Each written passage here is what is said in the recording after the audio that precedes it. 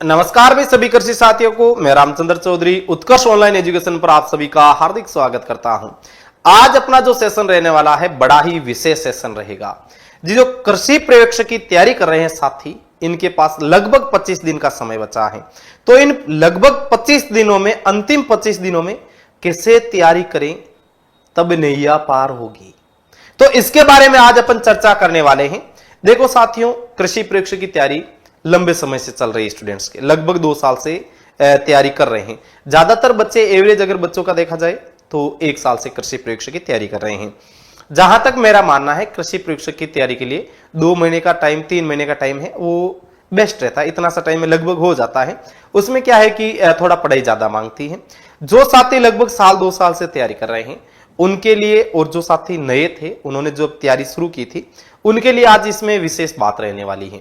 अब ये जो अंतिम 25 दिन बचे हैं, इन अंतिम 25 दिनों में देखो आपको करना क्या है। अब इस लास्ट टाइम में आपको ध्यान रखना, नई कोई भी प्रकार की पुस्तकें नहीं पढ़नी है। यानी आपके पास में जो पुराना मैटर है, बस उसी मैटर को पढ़ना है। जो आपका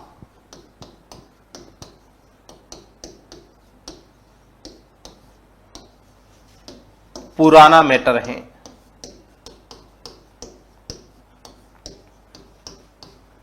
वही पढ़ना है।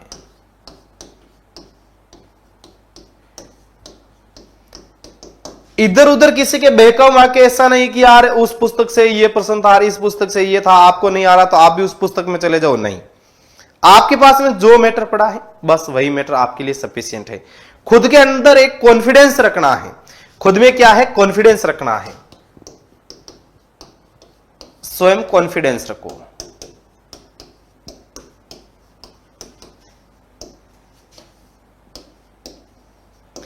कॉन्फिडेंस इस लेवल का होना चाहिए कि जब मैंने इतनी तैयारी की है कि मेरा नहीं होगा तो किसी का नहीं होगा। अगर मेरा नहीं होगा तो किसी का नहीं होगा, और अगर मुझे कोई प्रश्न नहीं आए तो वो किसी को नहीं आएगा। इस लेवल का कॉन्फिडेंस रखना है। सिलेक्शन में सबसे बड़ी भूमिका निभाएगा कॉन्फिडेंस। अब आपके पास में पुराना मैटर है, वह आप पढ़ रहे हो, कॉन्फिडेंस आप अपने अंदर जगा रहे हो। ये कुछ दिनों के लिए ये दुनियादारी छोड़ देना। अगर कोई यार, दोस्त, मित्र मंडली कहीं पे भी है, इन 25 दिनों में त्याग दो। अगर बेटा सरकारी नौकरी रहेगी तो बहुत तुम्हारे यार भी बनेंगे, दोस्त भी बनेंगे, मित्र मंडली भी बनेगी, तुम्हारी रिश्तेदारियां भी बनेगी। और अगर नौकरी नहीं रही तो ये कोई भी काम नहीं आने वाले। सैकड़ों में उदाहरण बता सकता हूं इसके। तो इन दिनों में जो नेगेटिव पर्सन है उनसे थोड़ा सा आप साइड हो जाओ, और कोशिश करो कि कोई एग्रीकल्चर सुपरवाइजर की तैयारी करने वाला कोई साथी अगर साथ में मिल जाए तो उसके साथ पढ़ाई करके उसके साथ में डिस्कशन करो, जनरल डिस्कशन करो, जिसे अपन जीडी कहते हैं। जनरल डिस्कशन करो। कुछ प्रश्न आप इनसे पूछो, कुछ प्रश्न वो आपसे पूछेगा। इससे पूरा का पूरा क्या है, टॉपिक का पूरा रिवीजन हो जाएगा। और जितना ज्यादा व्यक्ति बोलता है पढ़ाई के बारे में, वो उतनी ही उसके याद रहती है, क्योंकि कोई भी चीजें जितनी ज्यादा बार बोली जाएगी वो माइंड में ऑटोमेटिक चलती रहती है। अब आपके पास में ये 3 बात होगी। अब बात आती है चौथी मुख्य बात। ये जो अंतिम टाइम बचा है, इसमें आपको एमसीक्यू ज्यादा करने हैं। MCQ plus PYQ. अब एमसीक्यू और पीवाईक्यू भी देखो, इनका एक तरीका है सोल्व करने का। अगर आप एमसीक्यू कर रहे हैं, एक कोई क्वेश्चन है और एक क्वेश्चन के 4 विकल्प हैं, तो आपको ये 4 विकल्प ही सोल्व नहीं करने हैं। आपके माइंड में ये चारों टॉपिक आने चाहिए। इन चारों टॉपिक आपके माइंड में आने चाहिए कि कौन सा टॉपिक में क्या हो सकता है, कौन से टॉपिक में क्या हो सकता है। जब अपने पास समय था तो केवल अपने को चारों विकल्प सोल्व करने रहते थे कि चारों विकल्प सोल्व कर लेते हैं, सफिशिएंट रहेगा। अब आपको ये चारों टॉपिक माइंड में घुमाने हैं। जैसे मान के चलो आपसे पूछ लिया कि भाई हल्दी घाटी का युद्ध किसके मध्य लड़ा गया था, ठीक है, तो हल्दी घाटी के बारे में जितनी जानकारी है वो आनी चाहिए। अगर दूसरा कोई पॉइंट आ रहा है तो उसका पूरा टॉपिक माइंड में कवरेज होना चाहिए। तो पूरा जब टॉपिक घुमाओगे, एक क्वेश्चन पे पूरा टॉपिक सोल्व हो जाएगा। अब अगर आप कोई पीवाईक्यू सोल्व कर रहे हैं तो पीवाईक्यू में ध्यान रखना है कि इसमें भी जो 4 विकल्प हैं वो चारों के चारों टॉपिक कवर करो।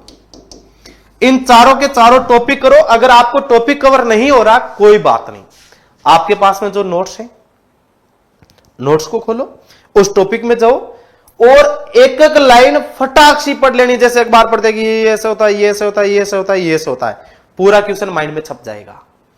पूरा वो क्वेश्चन छपेगा, साथ में वो पूरा टॉपिक आपके माइंड में रह जाएगा। इससे आपके बेस तो मजबूत होगा ही होगा, आपको हर चीज की जानकारी रहेगी। तो लास्ट के जो 25 दिन रहेंगे इनमें आपको इसी तरह चलना है। सबसे ज्यादा आपको अपना थ्योरी का मैटर पढ़ लो, थ्योरी का मैटर पढ़ के ही एमसीक्यू सोल्व करें। बिना थ्योरी का मैटर पढ़े एमसीक्यू सोल्व मत करना, नेगेटिव में चले जाओगे, डिप्रेशन आ जाएगा। इसलिए पहले थ्योरी पढ़नी है, फिर बाद में एमसीक्यू सोल्व करना है। बहुत पुस्तकें आती है एमसीक्यू की, बहुत रहती है, क्लासें भी रहती है। मेरी खुद की क्लास आती है सुबह 6 बजे, शाम 6:15 बजे। तो आप एमसीक्यू सोल्व करो, पूरा टॉपिक पकड़ लो, इससे आपको कोई भी नहीं हरा सकता है। अगर इस तरह आप चल गए तो आपको कोई नहीं हरा सकता है।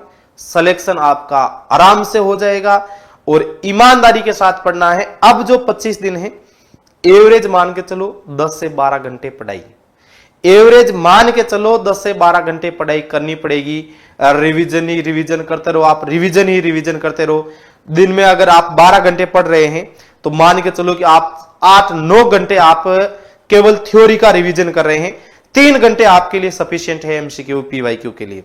अगर आप 12 घंटे पढ़ रहे हैं तो आप लगभग 9 घंटे थ्योरी को दो। प्रत्येक सब्जेक्ट को भले 50 बार पढ़ लो। और ध्यान रखना, ये काउंटिंग कभी मत करना मैंने 3 बार सिलेबस पढ़ लिया मेरा तो हो जाएगा, नहीं। काउंटिंग ऑफ सिलेबस से कुछ भी नहीं होगा। आपको उसमें से कितना आता है, आपको उसमें से कितना आ रहा है उस पर डिपेंड करेगा। तो आपको ज्यादा से ज्यादा थ्योरी का रिवीजन करना है। कोई भी नई पुस्तक अब नहीं पढ़नी है। कोई भी अगर व्यक्ति नई चीजें बताता है तो उस नई चीजों में नहीं जाना है। आपको अपना पुराना मैटर पढ़ना है, उसी को आप क्वेश्चन बनाओ, उसी से आप क्वेश्चन सोल्व करना है। तो ठीक है भाई, अंतिम दिनों में आपको इस तरह से रणनीति अपनानी पड़ेगी। ठीक है भाई, ये भाई आपके एग्रीकल्चर सुपरवाइजर की all Rajasthan free mock test है आपके 3 मॉक टेस्ट इसमें। तो पहला मॉक टेस्ट था आपने 20 तारीख को, दूसरा रहेगा 28 को, तीसरा है 10 अप्रैल को। तो इसके लिए आपको उत्कर्ष ऐप डाउनलोड करना है, ये क्यूआर कोड स्कैन करना है। ये आपको कोर्स आईडी सर्च करनी है 22180 22180 सर्च करके आप ये मॉक टेस्ट है जो दे सकते हैं। आपकी तैयारी में महत्वपूर्ण भूमिका निभाने वाले ये मॉक टेस्ट रहने वाले हैं। 20 तारीख वाला इसका लो लेवल था, 28 वाले का मीडियम रहेगा, मॉडरेट रहेगा, और जो 10 अप्रैल का है ये सबसे भारी लेवल वाला रहने वाला है। तो आपको इस मॉक टेस्ट में जुड़ना ही जुड़ना है। किसी भी साथी अगर कोई जानकारी में भी अगर सुपरवाइजर की तैयारी कर रहा है तो उसको ये मॉक टेस्ट देने चाहिए, क्योंकि अंतिम समय में मॉक टेस्ट आपका बहुत ज्यादा फायदेमंद रहने वाला है। जो विद्यार्थी ये मॉक टेस्ट देंगे उनके लिए agriculture supervisor complete revision batch बिल्कुल फ्री मिलेगा आपको। कंप्लीट रिवीजन बैच है ये आपको एकदम फ्री मिलेगा। फ्री बैच केवल उसी को मिलेगा जिसने मॉक टेस्ट दिए हैं। तो उनके लिए सुपरवाइजर का रैपिड रिवीजन का कोर्स है, पूरा पूरा रिवीजन करवाया जाएगा। ये एकदम निःशुल्क रूप से आपको मिलने वाला, यानी आपको मॉक टेस्ट भी फ्री दिया जा रहा है, सुपरवाइजर का बैच भी फ्री दिया जा रहा है, और भी फ्री क्या लेना आपको। इतनी चीजें फ्री मिल गई आपको, पूरी पढ़ाई का मैटर फ्री दे दिया है। तो आपको मॉक टेस्ट देना है और ये रिवीजन बैच आपको प्राप्त करना है। फ्री बैच कैसे मिलेगा? जो विद्यार्थी फ्री मॉक टेस्ट अटेंड करेंगे उनके उत्कर्ष ऐप की माई लाइब्रेरी में बैच ऑटोमेटिक ऐड कर दिया जाएगा। यानी मॉक टेस्ट दोगे तभी आपके बैच ऐड होगा, मॉक टेस्ट नहीं दोगे तो रिवीजन का बैच आपके ऐड नहीं होगा, और जिसने मॉक टेस्ट दिया है उसके ऑटोमेटिक माई लाइब्रेरी में बैच ये ऐड हो जाएगा। तो भाई सभी साथियों के पास में यह वीडियो ज्यादा से ज्यादा शेयर करना है, तो उत्कर्ष के साथ जुड़कर अपनी उत्कृष्ट तैयारी कर सकते हैं। सभी साथियों को रामचंद्र चौधरी का राम राम सा।